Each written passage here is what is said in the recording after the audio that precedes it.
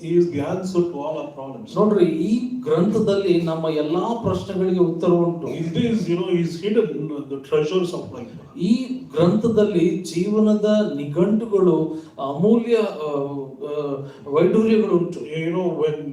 When you get a promise from the word, ದೇವರ ವಾಕ್ಯದಿಂದ ನೀವು ವಾಗ್ದಾನವನ್ನು ಹೊಂದಿಕೊಳ್ಳುವಾಗ, then you can trust him, you can believe him, you can put your life on that, because that word will surely come to pass in your life. ಆತನನ್ನ ನೀವು ನಂಬಬಹುದು, ನಿಮ್ಮ ಜೀವಿತವನ್ನೇ ಒತ್ತೆ ಇಡಬಹುದು, ಯಾಕಂದ್ರೆ ಆತನ ಮಾತು ನಿಮಗೆ ಕೊಟ್ಟ ಭಾಷೆಯನ್ನು ನೆರವೇರಿಸುತ್ತದೆ. Abraham had just the word of God. ಅಬ್ರಹಾಮನ ಬಳಿ ದೇವರ ಮಾತು ಒಂದೇ. It was the promise of God, and God was faithful to keep his word, and eventually, finally, he made it happen in his life. God is a promise keeping God. ಅಬ್ರಹಾಮನಿಗಿದ್ದಂತ ಏಕೈಕ ಪುಂಜಿ ದೇವರ ಮಾತು ಒಂದೇ.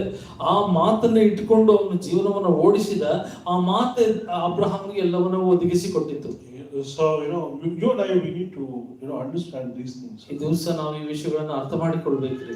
Matthew chapter 8, ಮತ್ತಾಯನ ಸುವಾರ್ತೆ 8ನೇ ಅಧ್ಯಾಯ. We read about the centurion. ಇಲ್ಲಿ ಶತಾಧಿಪತಿಯ ಕಥೆಯನ್ನು ನಾವು ನೋಡ್ತೇವೆ. The centurion comes to Jesus and he says, my servant is sick.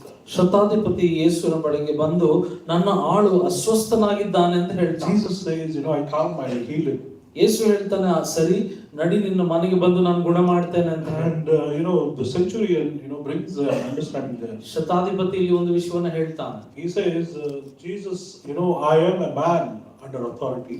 ಅಯ್ಯ, ನಾನು ಅಧಿಕಾರದ ಕೆಳಗಿರುವಂತಹ ವ್ಯಕ್ತಿ. I have people who work for me. ನನಗೋಸ್ಕರ ಕೆಲಸ ಮಾಡುವಂತ ಜನರು ನನ್ನ ಕೈ ಕೆಳಗೆ when I say to them go, they go. When I say to them come, they'll come. ನಾನು ಅವರಿಗೆ ಹೋಗು ಅಂದ್ರೆ ಅವರು ಹೋಗ್ತಾರೆ, ಬಾ ಅಂದ್ರೆ ಹೇಳಿ ಬರ್ತಾರೆ. So he's telling, I understand authority. ನನಗೆ ಅಧಿಕಾರವಂದ್ರೆ ಏನು ಅಂತ ಗೊತ್ತು. He says, I understand the power of words. ನನಗೆ ಮಾತಿನ ಬಲ ಚೆನ್ನಾಗಿ ಗೊತ್ತು. Because he says, when I speak out of my mouth, ನಾನು ಬಾಯಿ ತೆರೆದು ಮಾತಾಡಿದ್ರೆ ಸಾಕು. Whatever I want them to do, it is hidden.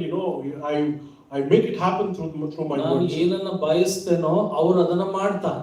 So he says, I understand that. ಹಾಗಾಗಿ ನನಗೆ ಅಧಿಕಾರ ಅಂದ್ರೆ ಗೊತ್ತು. So he says, you don't have to take trouble to come to my house. ಹಾಗಾಗಿ ನನ್ನ ಮನೆಗೆ ನೀವು ಪ್ರಯಾಣ ಮಾಡಿ ಬರುವಷ್ಟು ಕಷ್ಟ ನಿಮಗೆ ಬೇಡ. He says, I'm not worthy that you should come to my house. ಮತ್ತು ನನ್ನ ಮನೆಯಲ್ಲಿ ನೀನು ಪ್ರವೇಶ ಮಾಡುವಷ್ಟು ಯೋಗ್ಯತೆ ನನಗಿಲ್ಲ.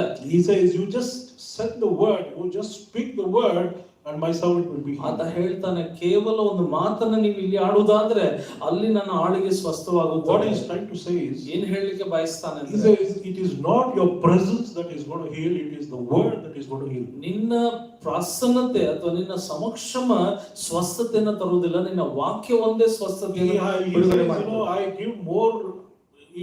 In his mind he understood that Jesus without the word is useless.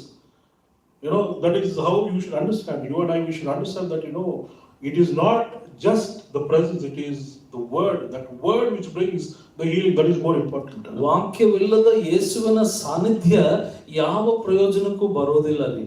ಹಾಗಾಗಿ ವಾಕ್ಯ ಮತ್ತು ಯೇಸುವಿನ ಸಾನ್ನಿಧ್ಯ ಎರಡು ಒಂದೇ. We just want the presence, but we don't want the word.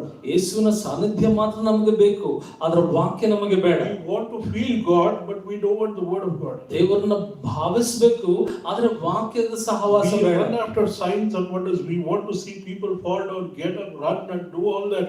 But where is the word? Bible says, when the word is preached, signs and wonders will follow.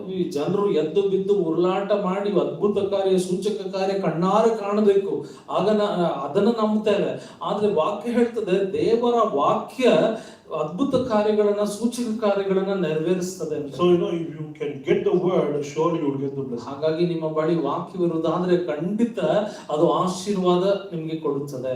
You read Mark chapter 16. ಮಾರ್ಕನ ಸುವಾರ್ತೆ 16ನೇ ಅಧ್ಯಾಯ. And if you read verse 20. 20ನೇ ವಾಕ್ಯ. Mark 16 and verse 20, it says, and they went out and preached everywhere, the Lord working with them and confirming the word through the accompanying signs. ಇತ್ತಲಾಗಿ ಅವರು ಹೊರಟು ಹೋಗಿ ಎಲ್ಲೆಲ್ಲಿಯೂ ಸುವಾರ್ತೆಯನ್ನು ಸಾರಿದರು ಮತ್ತು ಕರ್ತನು ಅವರ ಕೂಡ ಕೆಲಸ ಮಾಡುತ್ತಾ ಸೂಚಕ ಕಾರ್ಯಗಳಿಂದ ಸುವಾರ್ತೆಯ ವಾಕ್ಯವನ್ನು ಬಲಪಡಿಸುತ್ತಾ ಇದ್ದನು. Amen.